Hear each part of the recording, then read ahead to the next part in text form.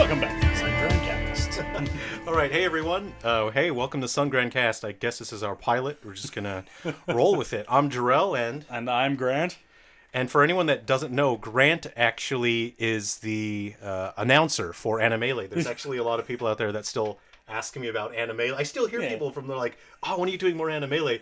So Grant did the announcer voice. So And I basically just tapped like a Steve Irwin impersonation that is sheep. yeah, Grant has been he's been gently caressing your eardrums for years now, and you didn't even know it. So. I gotta admit, it is a little bit of a flex when I'm like, hey man, you see that? I did that. Yeah, exactly. Finally got to be in a video game for the first. It's like absolutely blew my mind. And we're gonna put that in. I'm bringing it to the Switch now because people have been asking for years. I'll bring it to Steam because people keep asking for it. Oh, is that a hot take? Is that like a you heard it here first? You heard it here first. Oh, I like it. All right, so the topic of the week is, look, I actually haven't seen Grant. We haven't seen each other in like 3 or 4 years. Roughly about 3 or 4. Yeah. Ever since the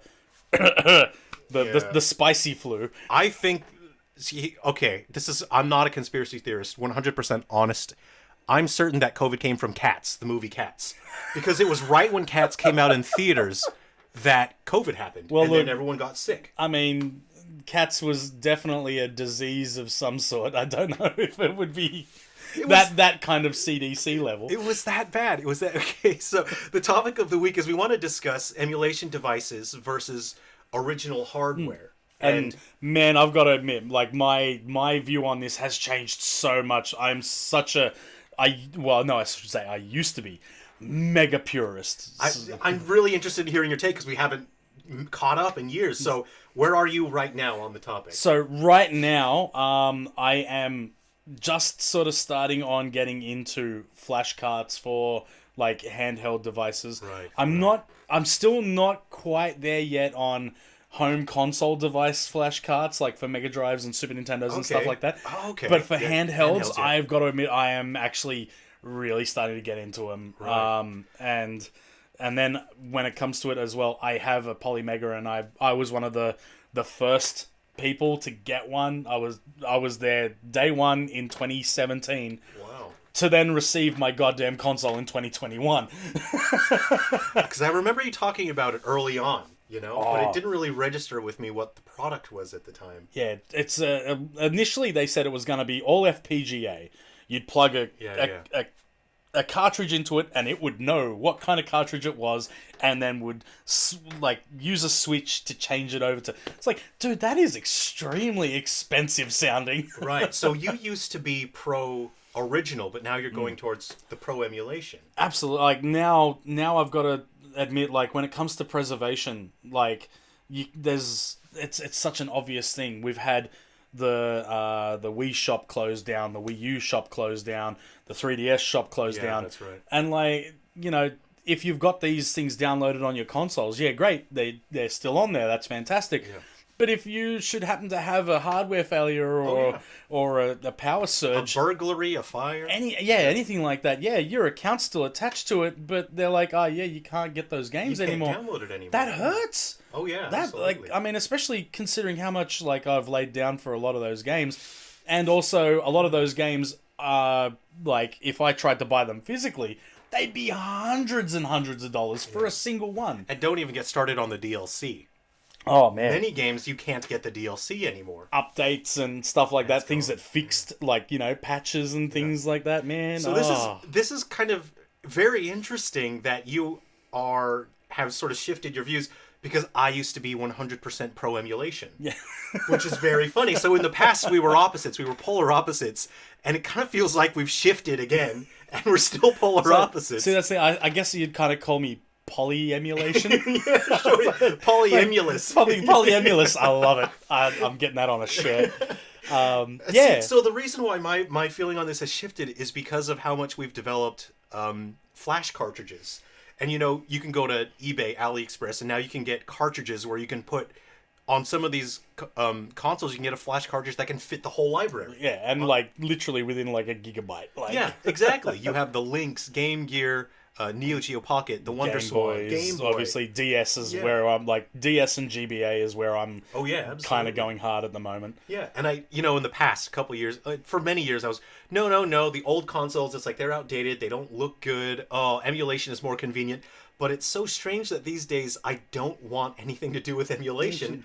I want to play things on original hardware, and a large part of that has to do with now having access to these flash cartridges where you can play it on original hardware and you don't have to worry about shuffling through 100 cartridges and taking care of all your cartridges and everything like that. And here's part of the experience for me as well is I recently got a Dreamcast. Oh, did you know that for years I never had a Dreamcast? I'm actually kind of surprised to hear you say that. Isn't that weird? I don't know. It just sort of feels like the amount of times we've talked about games like Blue Stinger or even like But I've only ever played on an emulation, but I'm anti-emulation now. Wow. So wow. I recently got a Dreamcast, and I played it for the first time a few weeks ago. And it was really exciting, and I absolutely There is a loved difference. it. There is an absolute difference. And I think that had a lot to do with it in sort of solidifying my new perspective in that I'd been emulating Dreamcast for years. And having played a Dreamcast for the first time, I realized I prefer this. I really prefer, because it wasn't just the game itself, it was everything leading up to the game and the experience of the game interacting with the hardware. Yeah. It was actually having the VMU in hand. It was the startup sounds from the Dreamcast itself. It was plugging everything in. I had a physical connection to the hardware. There is a definite feeling about a program that is running on the native hardware that it was built for. Oh, yeah. And the biggest one for me with that is actually Mega CD or Sega CD, since you're obviously from the States. Mega CD, if you play any of the millions of versions of Sonic CD that's out there. Of course, yeah. You know, what's his name? Whitehead? Christian Whitehead. Amazing. I dropped him with a first name like I know the guy. Yeah, I know. You mean Christian? I know his last name's Whitehead. That's all I could remember. But yeah, Christian Whitehead. Absolutely amazing, brilliant conversions that he's done of the games. But if you play Sonic CD on a Mega CD, like running on a television and all that kind of stuff, there is just something that feels a little bit more right about it. Yeah, it's special. There's something special about it. Hearing the disc. There's something about hearing the disc, and it's like the loading and stuff. And this is funny. This is so hypocritical of me because I'm sure you will recall the number of times I've complained about how loud my PS4 is. Yes, I hate this thing. Why is it so loud? But here I am going, "Ooh, whoop-de-doo! I love the sound of a Dreamcast disc." Oh, dude, the Dreamcast loading. That is a sound unto its own. Like. There's that woot, woot, woot. Yeah, and it's like, you're not going to break on me, are you, buddy? But no, it is running at optimal, operating temperature, and it's great. There's something about it, And going back, and now we're in the process of repairing Grant's Game Gears. Grant has Game Gears. We've ordered capacitor kits. We're going to repair it. And I'm just so excited. Kind of looking at those screens, like, they suck. We're going to replace the screens with better screens, of course. But I hadn't held a Game Gear in my hands in 22 years, right? But what was the first thing that came out of your mouth when you touched the buttons? Yeah, I was like, oh, nice. This feels good. Yeah, it feels good. It's like, it's the experience of the console itself. Every console has its own identity. Yeah, and it's a vibe. And yet, that's the interaction with the hardware. And that's why I tell people, if I'm making a homebrew game, I don't care about emulators. People say, oh, you can just develop it and test it on emulators. Like, I don't care, dude. That's not the right controlled environment. Exactly. It's like I'm at this point. I'm basically making a PC game. Then why don't I just make a PC game? Exactly. Yeah. So, but So it's funny. I think it's so great that we flipped on that. Oh man, and I used to be very anti-emulation, something fierce. I'd be like, no, you don't understand. You are ruining the industry landscape. You're making it so it's piracy, blah blah blah blah blah. But now we're at a point where there are 7 generations of consoles that are now no longer supported. There are no no officially re-released or released games, although man, the homebrew community has gone hard over the last 10 years. As they should. Oh, it's beautiful. This is so great catching up with you after all these years, only to find I was thinking oh, now I'm on Grant's side. This is great. And meanwhile, I've jumped on your side of the fence, and you've already pissed off to my side. Like, well, we'll just keep throwing that volleyball over the fence. Yeah. We'll see where we are in 5 years. Oh, that'd be hilarious, wouldn't it? If we're back over again. VR, it's the only thing. Yeah. I hate VR. We'll see in 5 years. So I wanted to ask you, with limited run games and the news about what they've done with the 3DO, what do you have to say about that? Okay, so I'm going to start this part by saying I bought Plumbers Don't Wear Ties for the 3DO because I have a 3DO. I love my 3DO. I am praying to the silicon gods that PlayMaji will make a 3DO emulator for the Polymega, just purely for preservation's sake more than anything else. But yeah, my 3DO, I always wanted Plumbers Don't Wear Ties. And in Australia, a lot of people would be in the same boat as you. Because it's one of those, like, did they really make a game like that? Yeah. Is it like, I mean, everyone's seen the angry video game nerd thing about it, and it's been done to death on YouTube. But yeah, like I've always wanted to just have a go of it to see just how bad it is. So when they said we're releasing it, and I was like, I am so in. Now, I have bought numerous products from limited run games in the past. Everything from a Mega Drive cartridge for Xenocrisis, which perfect, brilliant. It's great as far as like the presentation, and I got it rather timely as well. Nice. The next thing that I got from them was Night Trap on the Switch because, you know, back in the day when they were fighting over what kind of rating system video games should have. Of course, yeah. Howard Lincoln, the CEO of Nintendo America, got up and said, "You will never see Night Trap on a Nintendo console ever." And here we are. Objection! Objection! I love it. I feel heartbroken for you because, like, before we had heard this news, I only found out about it like 2 days ago or something. Well, that was when it broke. Yeah, because that was when people started getting their copies. I would have been so excited for you, man, but I feel terrible now. Yeah, so the big what a twist, a very M. Night Shyamalan twist, is that the discs that they're sending out for the game are literally just like Toshiba CDRs that are just like burnt from a burning drive. Yeah. They aren't pressed, proper manufactured like discs. And funnily enough, the soundtrack that comes with D is... Oh, wow! The soundtrack CD... That's fantastic. ...is perfectly normally manufactured. Wow. So for anyone... Because I have seen confusion in comment section. So for anyone that isn't entirely sure what the problem is here, is that the discs that Limited Run Games is sending out, the discs are the exact same as when you make a CD at home. Yeah. You stick your, 5-cent burnable CD into your computer and you make a CD. Whereas the prices they're charging are premium. You would expect a professionally manufactured disc. But the big problem is that the discs that they are sending to people don't actually work on the 3DO consoles. That's right. Because like there's actually a couple of different 3DO models. There was one that was made by Sanyo, I believe. One that was made by a company called Gold Star, who would later turn into LG. I've seen the Gold Star. And I did not know that. Yeah, Gold Star turned into LG. I actually have a Gold Star one. And that's apparently supposed to be one of the more, like, breakdown, like, less reliable ones. Right. My one is absolutely going to live longer than I am. It is a powerhouse. If anything, it's just the lasers that tend to go bad in those, right? You can replace a laser. No. What goes wrong? So, a lot of them apparently used to have issues with the battery attached to the clock. Because the battery is hard... like fixed to the motherboard. Oh, why would you do that? Why would you do that? Because they didn't think that people would be playing their games in 30 years. Even though I am, but that's a different thing.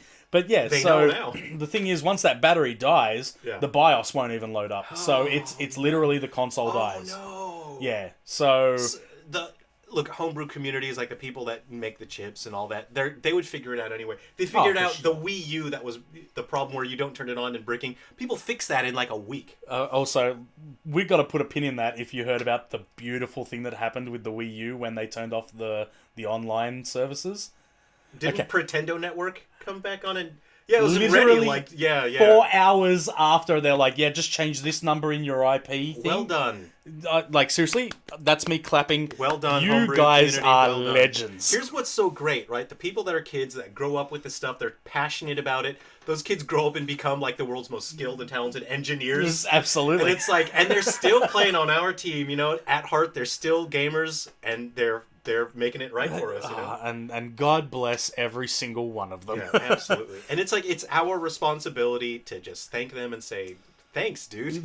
Nice. So anyway, getting back to it, I love tangents. They're my favorite. So yeah, with the 3DOs and that. Right. Oh yeah, of course. I threw you off track there. I'm trying to remember who the other one was made by. I think it was like a Japanese company. But one of those models is notorious for just not reading CDRs. Oh. Like, and it's not due to like overuse of the laser and the quality of the discs not being all that good. It actually just would not read CDRs. Whereas a couple of the other models do, and without too much drama. But then as time goes on, your laser gets a bit crappy, and if the disc is of a low quality, it just can't read it. You know, then so the fact that they're sending out these CDRs. They didn't test it on a single one. For people who obviously have 3DOs, because it's a 3DO disc that they're sending... Yeah. Well, I put in air quotations. A 3DO disc that they're sending out. And they're buying this full-priced premium product and it doesn't work. Here's what's frustrating, is that they are not a small company. Not even slightly. They're quite big. They have the resources to buy a 3DO or borrow one from someone and test one of their discs first. Test one. That's what I mean. Before sending your product out. And that's one of the reasons why, like, I got Night Trap. Straight after Night Trap, I got the Teenage Mutant Ninja Turtles big collector's edition for, I think it was not Shredder's Revenge, it was the other one. It was the Cowabunga collection. And it took almost a year and a half after the digital release of the game for me to get that collector's edition, and they just kept on saying that there were all these delays and stuff, and it was like, okay, it's kind of wavering my confidence in you guys a little bit. It's worrisome, isn't it? And then I saw that come up. I saw D, and I was like, no, I'm not going to get it. I remember what happened last time. I'm going to just... Because I really would like to play D on 3DO, right? Yeah. I have it on PlayStation and on Saturn already. Yeah, but on the 3DO, come on. But 3DO, like, that's just... Anything you can play on the 3DO, honestly. It's beautiful. Yeah. Because you don't get to use it that often, do you? And so when I saw... Plumbers Don't Wear Ties, I was like, I can't not. I have to get this. I won't buy the big collector's edition, which... really only just came with like a plunger and a tie. It wasn't. It wasn't. You know what I will do for you after you receive your delivery for Plumbers Don't Wear Ties? I will light a candle for you. Thank you. I'll have a little vigil, and I'll thoughts and prayers, please. Yeah, thoughts and prayers. But so I want to tell you a deep dark secret that I haven't told anyone yet. This is really sensitive. I downloaded a software development kit for the HyperScan. And I made a functional test ROM for HyperScan, so I can now make games for the HyperScan. But I haven't told anyone because I'm kind of ashamed. Hang on, I didn't know that HyperScans worked. Well, they do turn on. You know? I know they light up. They're a fantastic bed light. Yeah. So for anyone that doesn't know about the HyperScan, it was Christmas of like 2005 or somewhere around that. You know, the early 2000s Mattel HyperScan. Oh. They made a console that took CDs, which have no protection, so you can burn your own games, right? Absolutely. You can copy games. But they used playing cards that had NFC chips, which is basically makes them like crappy Skylanders or crappy Amiibo. See, this is how you do DRM. Yeah, right? And the console was slow, it was crappy, it was a scam. You know, like you've heard about it from AVGN, Re-Res, Young Junko, they make great videos on it. And for some reason I couldn't sleep one night. It was like 2 a.m. I woke up in a cold sweat, right? I haven't told anyone this story. I woke up in a cold sweat, and I was like, hey, can I get a software development kit for HyperScan? What? Why would you do this to yourself? Like, are you okay? You don't see it's late at night, you start worrying about your life, like how much longer am I going to live? Is this your midlife crisis? I think it is. Most people buy a motorcycle. Like, I'm going straight into Mattel HyperScan development. So I scrubbed the internet, right? And it's hard finding these tools, but I found the hell you say? Yeah, so I got the tools, so I can make games now for the HyperScan, and God. I need to order one from the States because we never got them here in Australia. No. Yeah, so at least I have never seen one pop up. Like, and I search for consoles. Like, I have a PCFX, I have a CDI, cool. So cool. Like, and these are all things that I've found within like Australia to actually purchase. So you're the chosen one. Like, I just love the games. Like, I used to consider myself a Nintendo fanboy, but to be honest, I'm more a game fanboy now. I don't care what it's on. I'll just play it. But you've changed, man. I know, I really have. Changed so much. It's only been 4 or 5 years that I've really kind of come into this, like, you know what it was? This is going to be a hot take. This is where everyone's going to turn off this podcast and they're going to start sending cops through your window. Yeah. I hate the PlayStation 5. I genuinely hate the PS5. Please tell me about it. Oh, okay. So I think that Sony literally just went, oh, people will buy it. So it doesn't matter. We don't care if the controllers literally get stick drift after 6 months. And what we'll do is we'll make a $340 version of the controller where they can buy extra sticks for $30 rather than make us fix it. Yeah. Because that's not an admission of guilt right there. But, like, the games are just so... I don't care. Yeah. And I love God of War 1 and 2 and 3. We don't talk about Ascension. I love Ghost of Sparta and, like, they're games that when they did that God of War on PS4, it was very cinematic, and I was like, okay, this is kind of cool. And then Ragnarok came out, and it was another cinematic game. Of course, yeah. And it was like, no, they're now making movies. Yeah. They're not making games. They're trying to make these moment-to-moment things where, oh, I'm so shocked. Oh, my God, my son is going to become the god of this. Oh, I'm a bad father. Blah, blah, blah, blah. Like, okay, some would say, yeah, that's storytelling. I'm like, yeah, it is storytelling. Didn't we attack Kojima for this in the PS2 with Metal Gear Solid 2 when you would watch a 2-hour movie? Yeah, now you like it? And now apparently it's the way to go. Like, so, and to put things into context, Grant works in gaming, so he sees, if controllers are going bad, he sees them all the time. 18 years in the front lines. So it's not like Grant's sitting at home and he's just got a PlayStation and the controller, sucked one time. He sees it all over the place. So actually, this is going to be another fun one. Fire away. My big one now. Yeah. I love my Xbox Series X. Ooh. Now that's something you would never have heard me say 4 years ago. You've changed so much. And you know why? And this is where fire away. Because Game Pass. People praise that. I hear a lot of Game Pass, and really like this is coming from a guy who I still like my physical media. I still have roughly about 100 odd Switch games, and I love how they look on my cabinet, all like set across in this lovely little red. But man, Game Pass just gives me this chance to just like the games that I have right now, I'm just not really feeling. I'm just going to randomly go on Game Pass and pick one of the 600 that are there and just give it a go.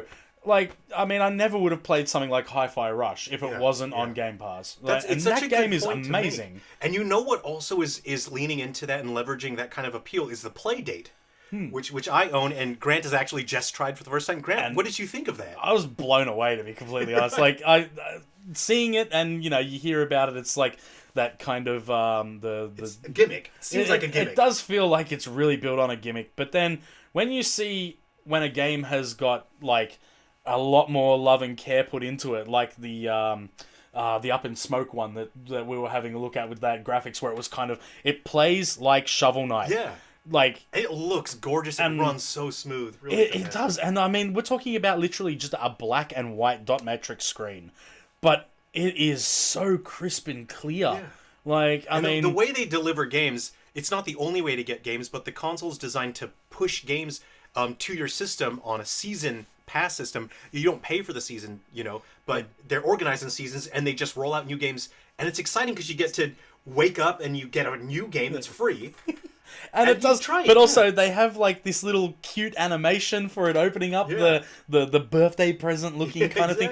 It's amazing. Yeah. And I think it's got little detail. It's got that appeal like the Game Pass, where it's like I would normally never try that game, but now I have, access to it, and you find out that you really enjoy it. That 360 game that you put me on first, where you use the crank to... That is incredibly fun. Yeah. I could play that all day. I had to stop myself from playing that. I started it, and I was like, I gotta go back to work. Actually, I've got work to do. Yeah, but that was so cool. Actually, I've got a couple of questions for you on it. Fire away. Have you given it a run-through on the battery life? What's the battery life on it, or have you not had a chance to play it for that long? I haven't played it in long sessions, but I normally plug it in once every 2 or 3 weeks. Okay, but also it doesn't really technically turn off. It sort of stays in like a sleep mode. That's sort right. of thing. And I would think the majority of the battery power is used up with its Wi-Fi connectivity, because it's passively checking. Because it also explains why the original Game Boy, the batteries in that lasted months and months and months, and then a Game Gear comes out and it's like, oh, I just hit the switch, there goes the battery. Here, son, enjoy your Game Gear while you can. I hope you haven't got any cutscenes in it, because you're not going to get to gameplay. But yeah, so that was pretty much about the only other thing that I really wanted to ask about that Playdate, because now I've got to admit I'm about 75-25 on getting one, to be completely honest. I have heard it really depends on the game that you're playing. Some are going to be more graphic, more demanding, but I think people said 12 hours or so, if I'm remembering. I could be totally wrong. Still beats the Switch, and look, I love my Switch, but yeah, I've got to admit 4 hours does kind of hurt a little bit. And then I've got my mates that are like, oh, but I've got a Steam Deck. I'm like, dude, you have that plugged in next to your couch. You don't even go outside with it. What are you talking about? Exactly. I feel like if I had a device like that, then I would feel like I would get like stress from leaving a power mains. Yeah, just leaving it, I'd feel stressed out. So to wrap up our episode, we're going to do something called a lucky dip. And what we're doing is we're going to a game news website, and whatever's on the front page is going to be our final topic. Oh God! Okay, so, this was a little bit unprepared. So we're going to Game Rant. Very cool website. I really like this. Let's see what's on the front page. Okay. What here is something that both of us recognize? What is that? What does that mean? What is that? Gray Zone Warfare? Is that supposed to be I don't know what you know what? This. Let's talk about this. This is our lucky dip, our final topic. Pokemon Sleep. What the hell is Pokemon Sleep, Grant? So, okay, from what I've ascertained, and I missed the Pokemon boat. The train took off from the station, and I wasn't on it. And I love all the Nintendo IPs, so I don't really diss it, but it's just not my brand of vodka. So what I understand with Sleep, if you've used any of the sleep apps that you can get for Android and iPhone and all that kind of stuff, where I don't know how it kind of uses the accelerometer, however you're supposed to say it, and the microphone to determine. That's so uncomfortable. Right, so uncomfortable. But you're supposed to put it somewhere near your bed when you sleep. Okay. And it can tell through. The loudness of your breathing. Okay.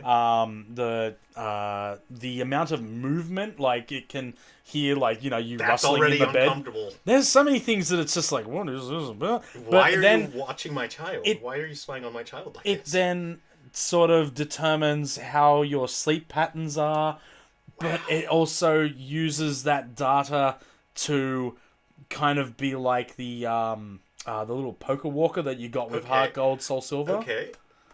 I'm gonna give you 10 out of 10 stars right now because I'm so shocked that you know exactly what this is. Oh, you gotta remember, I have to know it because I need, when someone comes up and asks me, what the hell's that Pokemon Sleep? I say, just buy something else, please. Yeah, so Pokemon is not for Grant. This is fact. So I applaud you genuinely that you know genuine knowledge of this, because I can't understand. I've seen so many ads about it. So the headline that we're looking at, the news article, is Pokemon Sleep, How to Get Entei Shiny and Regular. And I think that, to me, you read that out loud, literally, it's like that sounds like a digestive problem, like how to be regular, how to get regular. Okay, I'm going to be completely honest here. I didn't know it was actually released yet. I'm not even kidding. I thought it was something that was coming up like later on this year, like in June or July or something. Oh man. I just want to describe this to you listeners out there. We're looking at this news article and it's discussing a product that basically watches you as you sleep and it records your data, or it watches your child and records your child as they sleep. And we're looking at this very very aggressive looking man dog. It looks like a man face on a dog with a very long furry chest and a big old white mustache. Yeah. And he's looking down at your child while recording them as they sleep. Yeah, it kind of looks like a oh god, I don't even know what kind of dog is. Oh man, I can't believe my blanked on it. I knew it. Saint Bernard. It's a Saint Bernard is trying to cosplay as Voltron. It's like the only way that I can describe what that thing looks like. He's looking down at you, going. And apparently people want this. Get me regular. Get me shiny. Gotta catch them all, I guess. Oh so Lord. that's our lucky dip. Is Pokemon Sleep. I really don't understand it. I don't understand who sat around a table with other people and said, let's make a Pokemon game that records your child as they sleep. And someone said, you know what? Yes. Yeah, let's do it. Put in the millions of dollars. Is this something that's big in Japan? Like, I would love to hear from people. If someone is listening and they are a Pokemon Sleep player, like, what is the meta like? Can you please explain to me what the meta is? Right, like, I mean, I get Pokemon Go. I get that. Yeah. Right? Competitive. Yeah, absolutely. And like, I mean, I wish I could play Monster Hunter Go. Like, right. I didn't know they had a Go. Oh, it's so good. Oh yeah. But it only works on certain phones, and one of the ones that doesn't work is mine. Anyway, that's another thing. Physical pain. But yeah, like, I mean, like I said, I've seen these sleep apps on the thing, but Pokemon. I jokingly, because my Silver Fall series, I often use my games to poke fun at the gaming industry in general, but in a friendly way. And I was thinking it would just be so funny if I made Silverfall Sleep, and it was one of the tough lumberjack characters just looking down at you, and he's like, "Yeah, I'm watching you sleep." And then sometimes you wake up in the middle of the night and he's there smoking a cigarette, just looking down at you. Dude, I remember when this is an off-cut thing, so this is going to be a behind-the-scenes part. Yeah. When we were doing we recorded a radio show for one of the Falls. And it was hilarious and because we couldn't make direct references to games, we talked about what was it, Last Odyssey, like 37 or something. Yeah, we had to make up names on the spot. The main character was Cumulonimbus. So absolutely. It's Sky Sailors, I think we were talking about Skylanders, but we called them Land Sailors. I think it was Land Sailors. Yeah, we go. So beautiful. Great. Well, absolutely beautiful. Thanks everyone for listening. We really appreciate you, and if you did order a Plumbers Wear Ties, I'm sorry for your loss. Let me know. I'll light a candle for you. We will have some solidarity. Don't worry. That you are not alone. All right, this is us signing off. I've been your host, Jerrel, and I've been Grant, and I've been very moderate, and you've been fantastic.